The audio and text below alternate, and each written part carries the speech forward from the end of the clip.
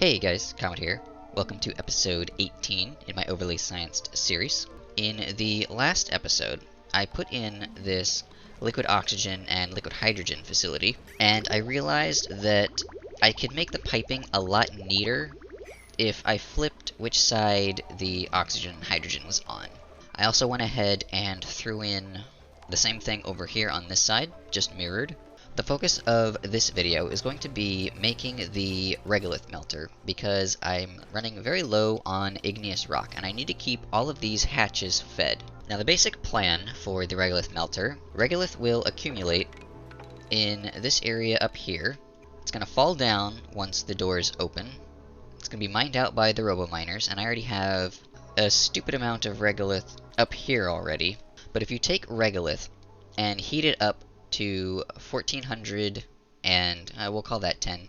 So 1410 degrees Celsius, it will melt into magma. And magma, when it solidifies, it turns into igneous rock.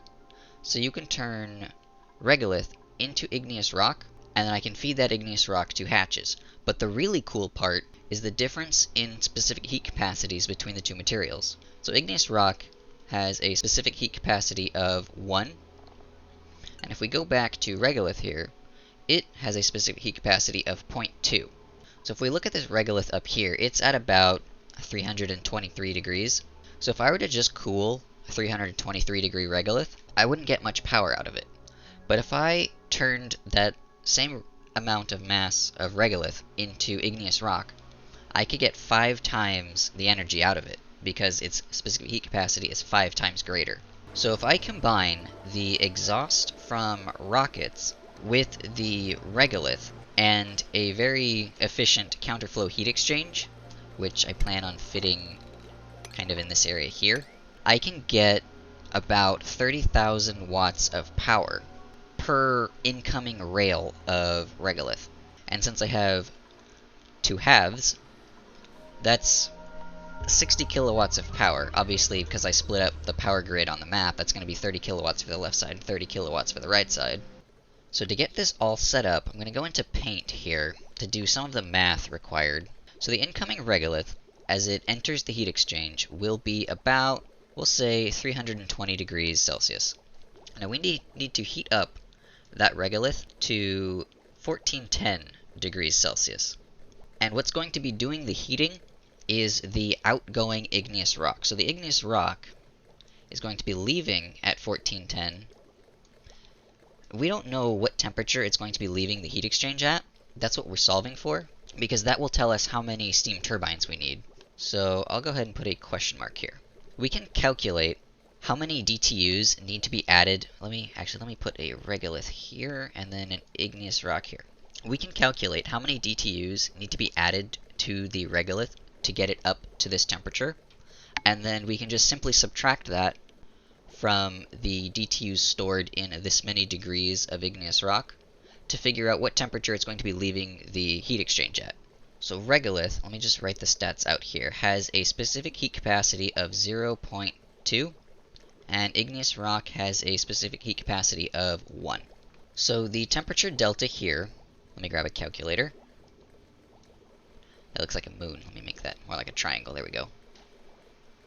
So the 1410 minus 320, we're going to get a change of 1090 degrees Celsius. And how many DTUs are stored in that? Well, we just multiply that by the specific heat capacity of 0.2, and that will give us 218. I'm running out of mouse pad here. 218 DTUs. There we go. 218 DTUs. So 218 DTUs of heat needs to be subtracted from this igneous rock on its way out of the Regolith melter. So since igneous rock has a specific heat capacity of 1, we can just do 1410 minus 218. So 1410 minus 218. That gives us 1192 degrees Celsius. So theoretically, the igneous rock should be leaving the heat exchange at about this temperature. If we then go to Oni Assistant, the cooling calculator page, we set the material here to igneous rock. It has a mass of 20 kilograms, because that's one shipping rail, per second. The starting temperature we calculated to be 1192. It's 1192. And a steam turbine can reduce the temperature all the way down to 125. So it's saying we will need a little over 48 kilograms worth of steam to go through steam turbines. And one steam turbine can do 2,000 grams, or 2 kilograms. So we can round this up to make the math a little simpler, 50,000 grams divided by 2,000. That gives us 25 steam turbines. And if we multiply that by the power output of the steam turbines, we get about 21 kilowatts. So we need to fit 25 steam turbines in this space right here. I'm thinking if I overbuild it, I could do 10 steam turbines, 10 steam turbines, and then 10 steam turbines. So I'm going to try and figure out where the first layer of the steam turbines will go. I'm thinking here, and then I'll run it across this way, and I've got to leave some room for the counterflow here. So this is 1, 2, 3, 8, 9, 10. So that will be the first room. Let me get some ladders here so my dupes can actually access it. And this should have been changed to plastic a long time ago. We're going to fill it in with drywall and copper temperature shift backplates, like always. As my dupes are building this, I can figure out the lower section here. I think I'm going to leave a space of 3 for the steam. And I'm going to use diamond for the floor. This could be a metal tile, but if we look at the different properties of all of the metal tiles here, so that's aluminum, steel, iron, and then we'll look at diamond as well. So if we use aluminum, its melting point is 660. The igneous rock is going to be coming in at about 1,000 degrees, so we don't want to bother with any melting problems, so aluminum is immediately out. We can look at steel. It has pretty good thermal conductivity and a pretty decent specific heat capacity. Look at iron. It's, well, identical. The only difference is the melting point. Then if we look at diamond, it has a better thermal conductivity and a better specific heat capacity. So that's why I use diamond for this part. And then the part that the igneous rock is actually going to be passing through is this section right here, this diamond section that goes right below the first diamond section. And then between all of that, I'm going to have mechanical airlocks that act as a thermal coupler between the two layers. So anytime this section of the steam room gets too cold, these doors will engage, which connects the two floors together, and any heat that's right here is going to flow up into this room. So these doors, you want to use steel or thermium, and then this room is going to get the same drywall and temperature shift plate setup. It actually doesn't need to be 3 tiles deep. It can be 2 tiles deep. So let me put this back in. There we go. Because now the temperature shift plates, since it's diamond and not ceramic for the floor, they can be in direct contact with the floor. And there's still enough room to squeeze in an aqua tuner, because we still need to cool off these turbines. So each layer will have its own aqua tuner to cool it off. So the very center, 1, 2, 3, 4, 5, should be right here. So that's where the aqua tuner will go. And then I've got to put in a bypass. And all of these turbines are going to have a bridge down the center for their exhaust. You don't want to be joining all of their exhaust together and outputting it at one point in the steam room, because then that single point in the steam room will always be colder than the rest of the points. You want to try and space out all of their exhaust. That way you get a more even temperature across the whole steam room. Oh, and I should probably point out where I got this idea from. Tony Advanced did a whole Regolith Melting video, so I've taken some of his ideas and built my own version of it. His required a volcano or a metal refinery as the heat source, I just use the rockets. It seems simpler to me, and since I'm putting it in space, the rockets are just right there. So there's a lot of jumps we need to do here. Gotta jump over all of these exhaust pipes, and then it'll turn, go up, and go through all of the gaps right here. So we should have enough aluminum for all of this. So if this is the very bottom right here, that means I can start layer 2 right here. That way it gives my dupes enough space to walk in between. Now, to power this aqua tuner and the doors that go in this layer, if you remember back from, several episodes ago, when I put in this battery box, I left these wires here. So this is going to run all along here to the final door, and it's also going to be powering this aqua tuner. And then each layer has its own little wire to pull on here.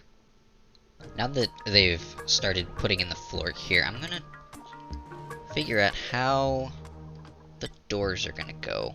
See, I can put 2 doors per steam turbine like this, then with a ceramic tile in between, and they can then be connected to a thermosensor right here.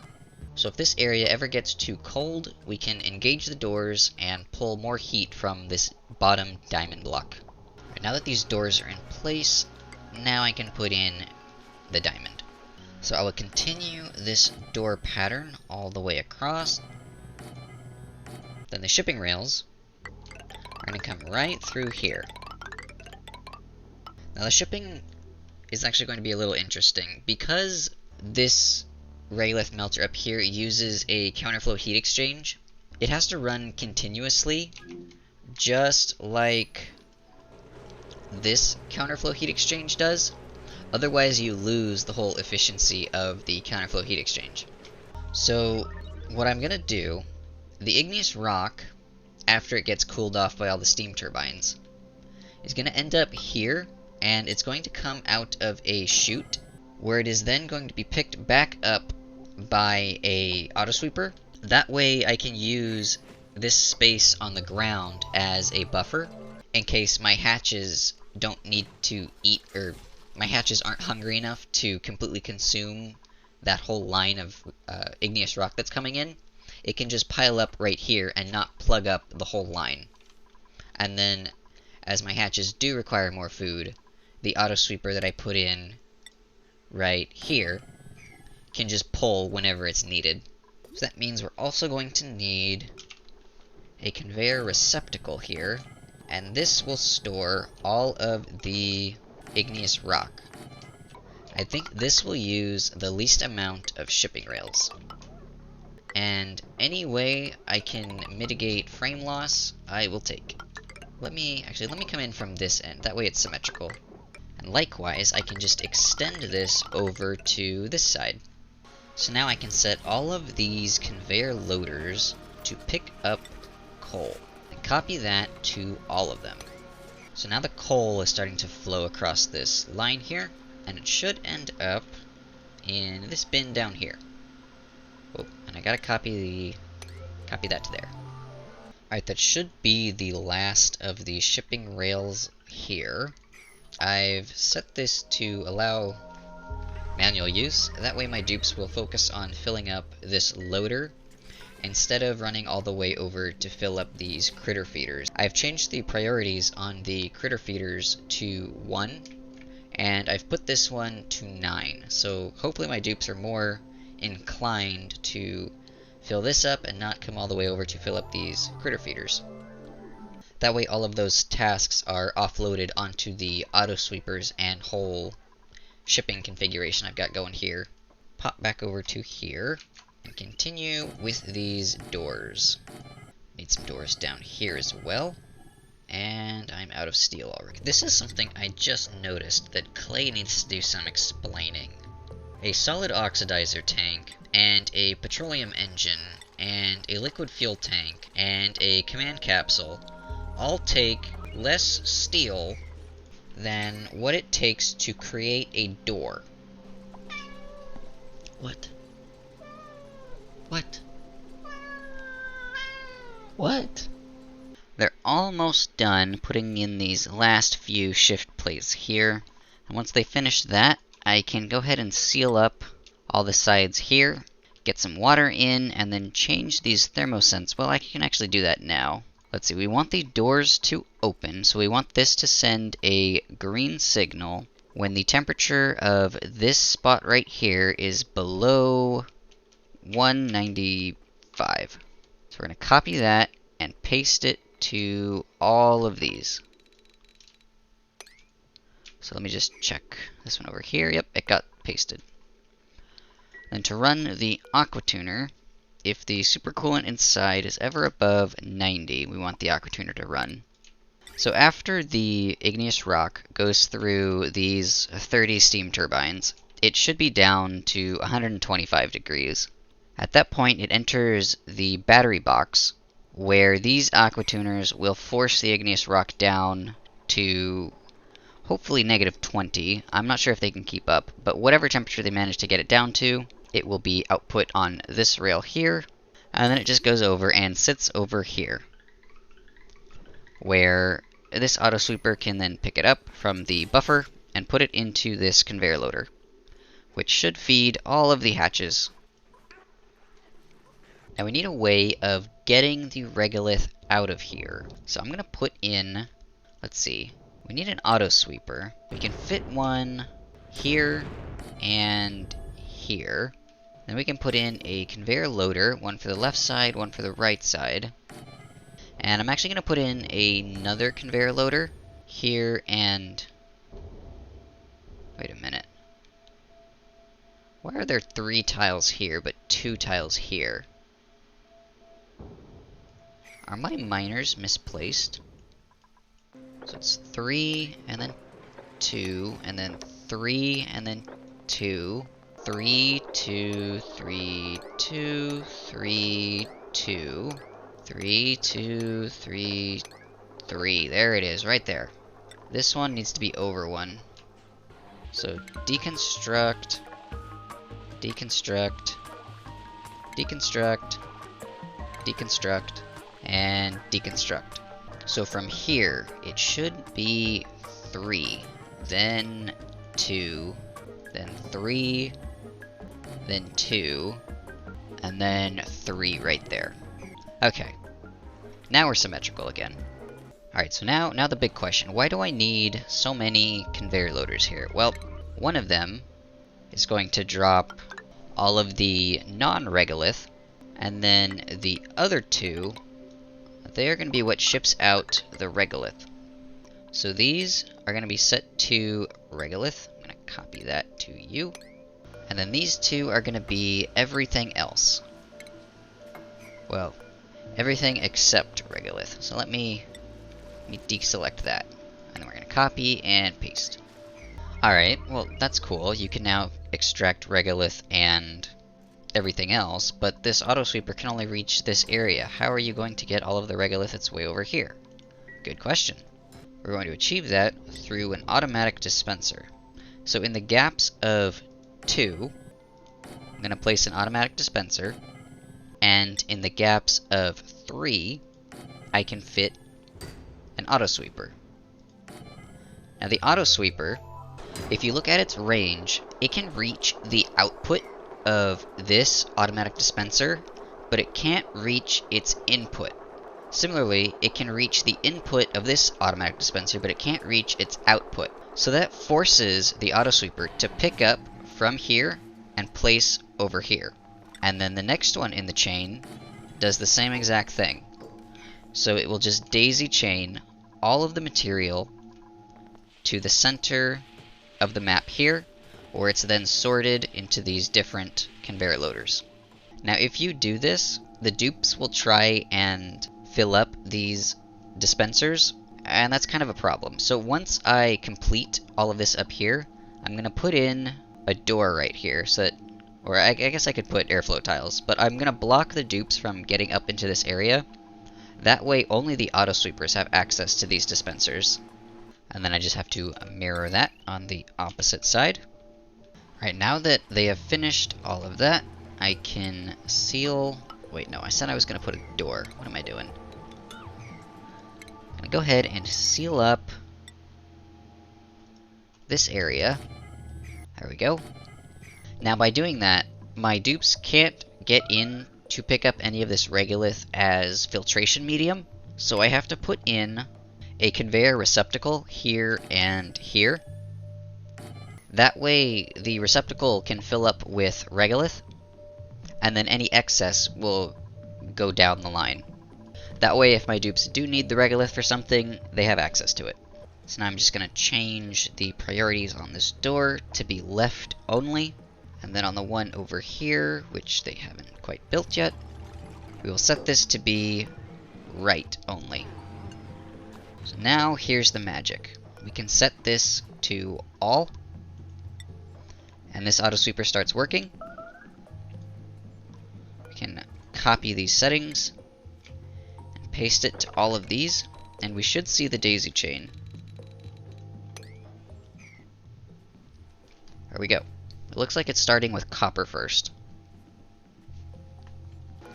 The next step is to create the counterflow. So I'm going to try and put it down the middle right here. So we come out to about here, and the output will be right here. So this is going to come down this way, and then this one's going to come up this way. Let me put the ladder in so that they can actually build it. Then the part that actually converts the regolith into magma is right over here. The exhaust of a rocket is 3 by 9.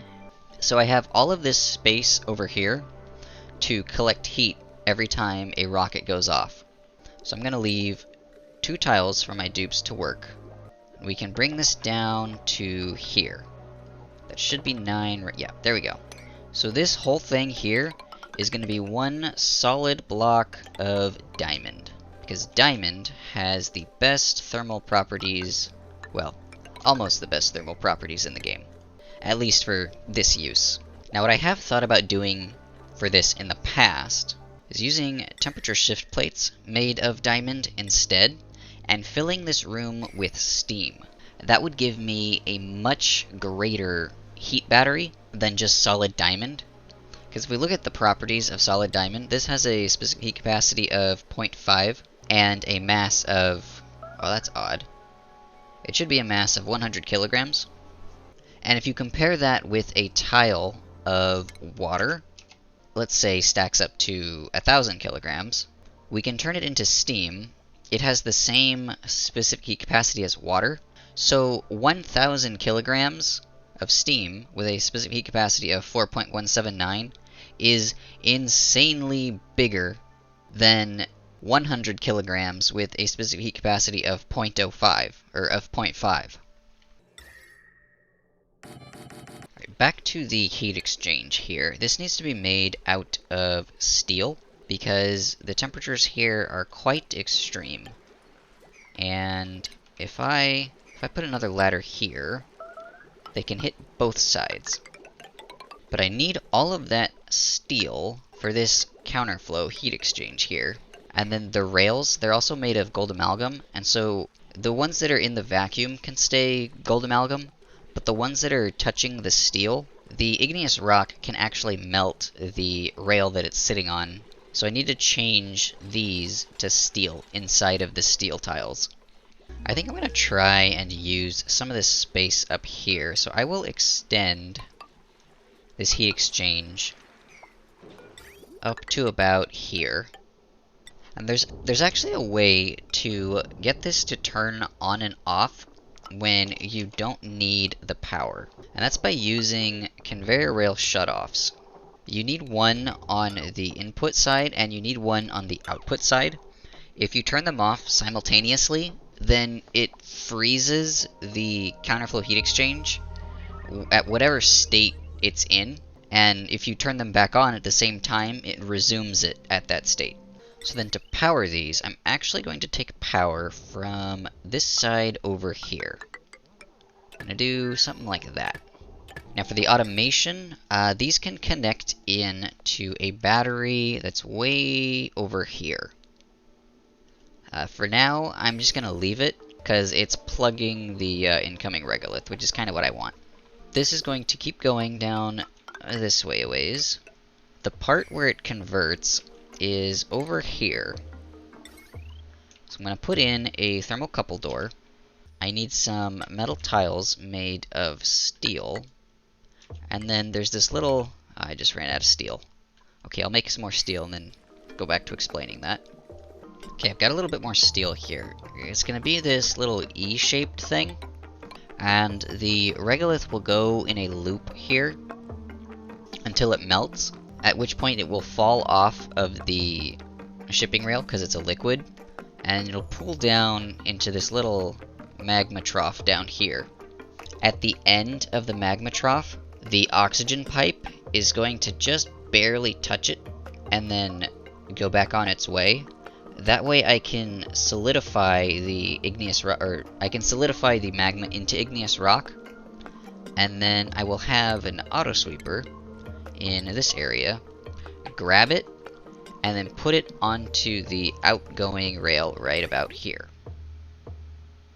So that's the whole point of putting the oxygen up here, is so that I can take that tiny piece of oxygen and solidify the magma. Otherwise, this will all eventually overpower the regolith that's coming in. It won't be able to cool off the igneous rock quickly enough, and I'll just end up with this giant pool of magma down here, and the counterflow won't work properly, and it just gets imbalanced. Let's see, this area needs to have a floor, and then I need temperature shift plates made of steel or diamond. I'm going to use diamond. And then for drywall, I don't think I can actually use mafic here. Let me look at the properties of mafic. Yeah, its melting point is not high enough. So I can use, I think, ceramic. Yeah, ceramic will work, and I'm pretty sure obsidian will work. Yeah, obsidian or ceramic.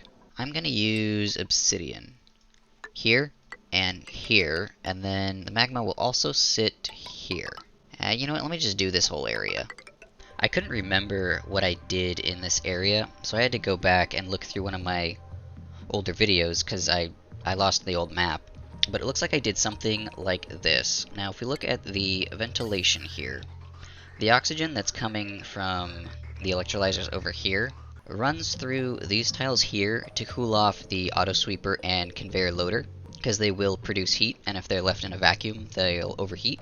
And I just have them sitting in a tiny layer of viscogel. That way they actually have something to conduct the heat from the building into the tile, and then the oxygen flowing through the tile grabs that heat and sends it on down this way. Now, this spot right here also has a radiant portion, and this is where all of the magma is going to be solidified. So the oxygen that comes out of here is actually going to be really, really hot, but that's not that big of a deal, because oxygen doesn't have a very high specific heat capacity. So all of the cooling that's built into the base with this aqua tuner can handle it. Now let me go over the shipping. So the incoming regolith is right here. It jumps over with this bridge and then runs along the bottom, goes into another bridge, and then it goes through this loop here. And as more of it melts and just falls onto the ground, this bridge will add more regolith to the loop. This little thing right here is important. You don't want the output of this loader to be in the viscogel, otherwise the igneous rock is going to heat up the viscogel and it's going to flash it all into sour gas, and that'll break this whole thing up here. So I've elevated it up one, that way the igneous rock never touches the viscogel. And then the hot igneous rock will be sent across the counterflow heat exchange here, where the incoming regolith can then be heated up. So the only thing that's left to do, I don't have any more diamond for the corners here. I had just enough to build this. I'm going to launch some rockets. Damage overheated.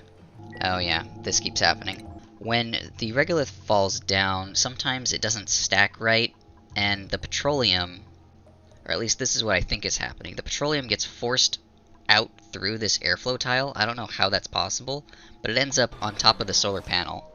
And then the solar panel gets really hot, but you don't see any of the petroleum left over because it just evaporates into space, because it's a vacuum. That is the only problem I've found with this, and I don't know how to get around that. It seems like it shouldn't happen. It seems more like a glitch than a feature. So let's launch some rockets here. This one can go here, that's fine, and then this one, because there's less than 2,000 kilograms, right? I'm going to have one cargo bay that's not full. We don't want to send it to that asteroid, we want to send it to this one. Let me manually close the doors again. And we can see what it's doing to some of this water in here. It's going to take a long time for this brick to heat up, but once it does, it should stay hot pretty much all the time. Now the other thing I can do while I'm waiting for all of the rockets, I'm going to seal this up here. I'm going to put some water in here, and to make sure all of these thermosensors work properly. So let me bridge priority here, and then we'll take any excess, drop it off here, we'll drop it off here, and then we'll drop it off on the third one up here. And I can just bridge in like this. Now let me just snip that right there. So here comes the water. We should see, as soon as the water hits this thermosensor, these doors should close. Or not. Okay. What if I switch that? There we go. Okay. So now I can copy that to all of these. Yeah, there we go. Let's see, how am I doing on igneous rock? I'm almost out. I think I'm going to get this up and running just in time. Just when I run out of igneous rock, this should be up and running. The only thing we're waiting on now is this heat sink over here to heat up, and that just requires the rockets. It looks like the rockets are returning now. Let's see if they can actually convert all of this water into steam, or if we're going to have to send another... Well, we're going to have to send another regardless, but I want to see if this one will actually turn it into steam. The water temperature barely budged. Oh, this is going to take forever. If I look at the temperature of the steel here, it's at 1,000 degrees. I'm thinking, if I put in some diamond here, I might be able to suck out some of this heat and put it down into here. Let's see how well that works. Oh yeah, look at that. It's still not quite where it needs to be, but it is increasing the temperature by a lot. Alright, time to launch more rockets. Gonna launch... Wait, are you full? No, you won't be able to bring back the full cargo, so we need to switch you to this one. Gonna launch you. And you, we're gonna launch again. And now we got some steam. Will it stay steam? So far we are only about 1/10 of the way there. So that's going to be, I don't know how many rocket launches, but it's gonna take a lot. Oh, I suppose I should launch these again, right? Yeah. My bad. Alright, off you go. Go away, please. Make some heat for me, thank you. About a bazillion launches later, the steam is up to 1415, which I think is just warm enough to get this to work. So let's see if we can't liquefy some of this regolith here. I'm gonna engage the door. These metal tiles should heat up, and then as soon as there's some magma in here, it should be self-regulating. Oh, and as this igneous rock leaves, it should slowly heat up. Yeah. It's heating up these tiles as it leaves, which is perfect. Because all these tiles have to get up to temperature as well, so this is going to take a while for the whole thing to get up to temperature. That's bizarre. Do you see the temperature on this metal tile right here? It's saying it's negative 273. Yeah, I'm pretty sure that's not correct. I think I may have to do a restart in order for that to go away. Why is that breaking? No! I think this is overheating because the igneous rock is actually coming into contact with the visco gel. I'm going to try tilting this auto sweeper so that only the far corner of it can touch the visco gel there. Okay, that seems to be working a lot better. So you only want the very corner of the auto sweeper to be touching the visco gel. So the igneous rock should be heating up these tiles now. Oh, we got some steam. So the igneous rock is leaving at about 68. And then it goes into this room where it is forcibly cooled by the aqua tuners. Now once all of this warms up, it should be leaving at about 125 before it goes into this room. And then when it leaves here, it should be, well, hopefully negative 20 if these aqua tuners can keep up. Oh, the rockets are returning. Let's see what it does to the temperature here. It's a little bit warmer. Once this regolith line constantly moves and it doesn't stop like it is right now, that's how I'll know it's running at peak efficiency. And it looks like it's almost there. All of these steam turbines up here are overheating. That's because there's no atmosphere back here yet. Maybe if I make this a little bit warmer, let's try 1420. Maybe that will increase the speed here. I need that regolith to come in a little bit warmer. Oh, why did it stop? The igneous rock stopped. Did the... Oh, I made this out of gold amalgam. I should have made that out of steel. Alright, let's turn this into steel here. So now I think the easiest way to do this for now, I'm just going to put in a thin layer of water like I did over here. But I can't do that for these because I can't fit a bottle emptier here. Alright, well I guess I can just tough it out and do the hydrogen now. See, I think I'll have more room if I seal this side up and do it on this side over here. So the way I normally do this, I get rid of this tile and this tile. I'm going to temporarily get rid of these steam turbines because I need that space for a gas vent. And then I need some drywall right here, and that's where the liquid lock will go. So let me get these connected up to some hydrogen here. I have that one, and then the one up here. So to get the hydrogen from here, I can go around this way, like this. Being careful to dodge the steel there, and I can connect into there. Let me just extend the ladders out here so that my dupes can actually build that. So now I can force all of the hydrogen to go this direction by flipping this to work only when it's above 1 kilogram. So if we look over here, the hydrogen is now flowing this way, and it should fill up all of these steam turbine rooms, which means that I now need to get supercoolant into the cooling line. So I'm going to put a bridge here, here, and here, and then I need to make a pit for the supercoolant. See, power I can steal from right here for now to run this pump. So we should now have a fully functioning counterflow heat exchange for the regolith here, because I've patched this little part right here. So the igneous rock is pretty much a steady stream, and the regolith is almost a steady stream. So if you remember back to the calculation we did to figure out what temperature the igneous rock would be leaving the heat exchange here, it was about 1200 degrees. I think just below 1200 degrees, and this is just above 1200 degrees. So that math was pretty accurate, and it should take all 30 steam turbines to cool the igneous rock down to the proper temperature. So all of this extra power is flowing in to the left side of the map, but really it's the right side of the map that needs the power. So I think what I'm going to do, actually I don't know if that's possible. No, I don't think it is. I would have to just join the two sides. Let's see, what's the power draw on this side right now? It's 20, this side is 16, so I can join them without blowing the wire up. And that should even out the batteries here.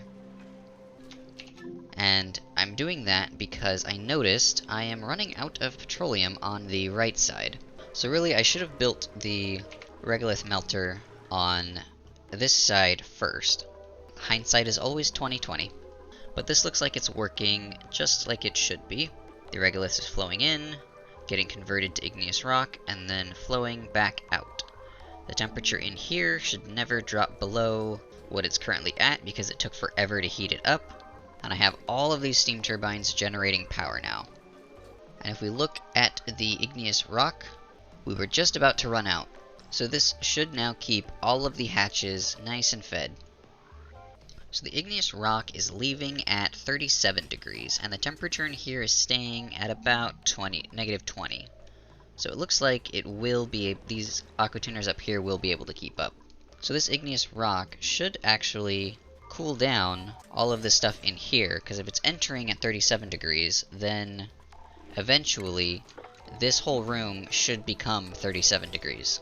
So I'll start from the very beginning and go over everything really quickly. So we harvest regolith up here, we put it into this conveyor loader, it gets shipped along, where it comes to this conveyor shutoff right here.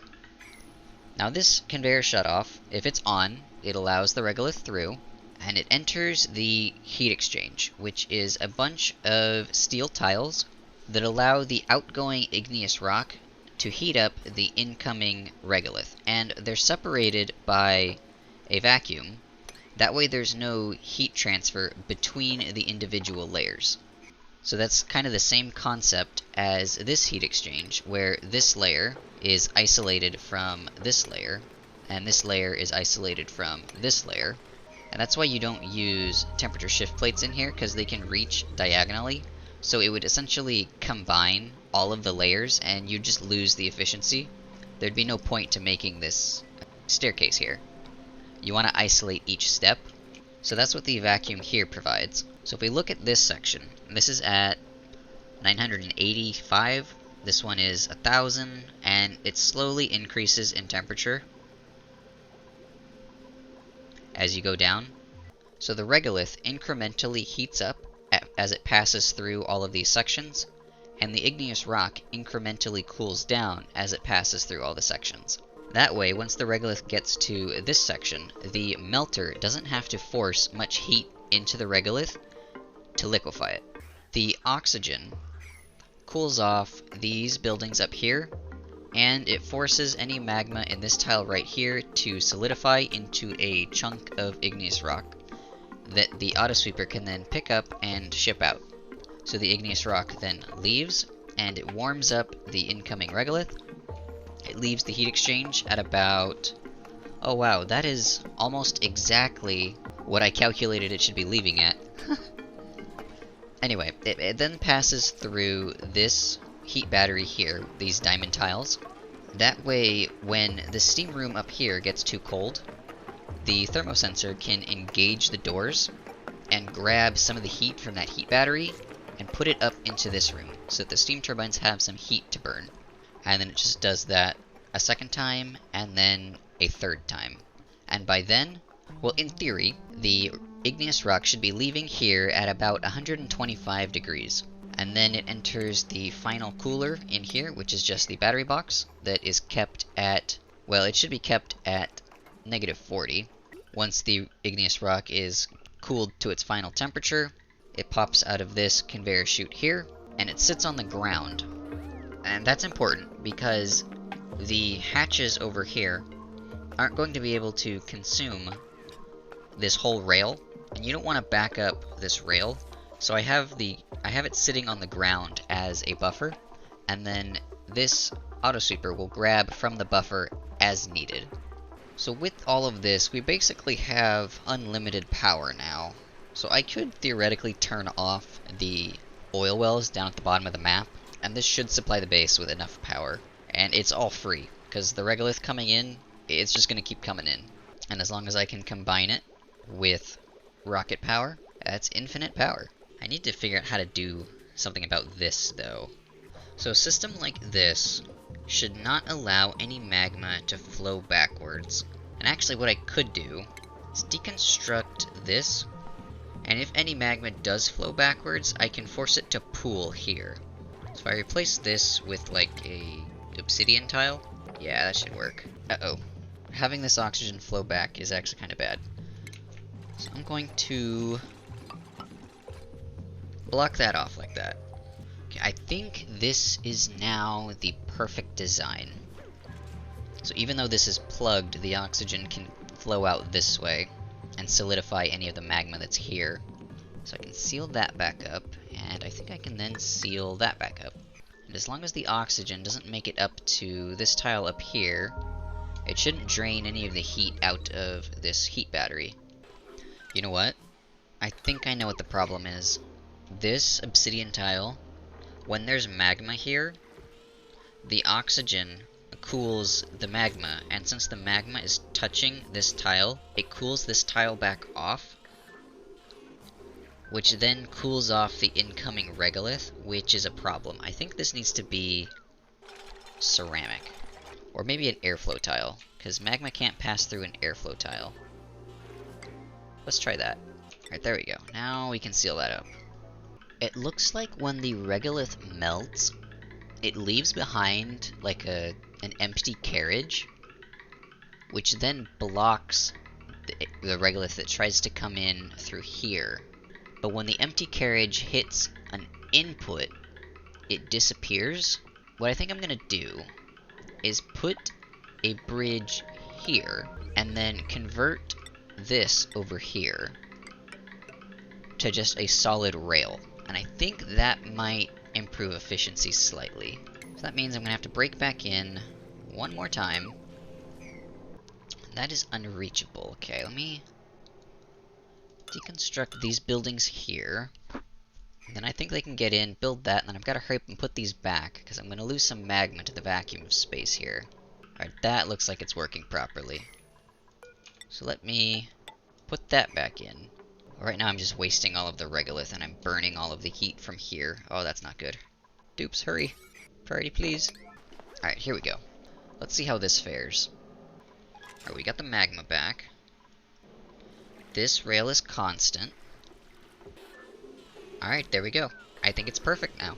Let's go ahead and seal that back up, and we are good to go. So this is probably one of the more intricate and important builds in the base. It gives us a way to remove all of the tons and tons of regolith that accumulate at the top of the map. We get power, food for hatches, and that means then we get food for duplicants, because we can feed them the hatches. That's about all I wanted to cover in this episode. I will go ahead and finish off this second Regolith Melter in between this episode and the next episode, and I may throw in a second hatch farm over in this area. Once I start converting regolith in this melter, I'm going to need somewhere to put all of that igneous rock. And hatches seem to be the best answer. I hope you learned something. Thanks for watching, and I will see you in the next one.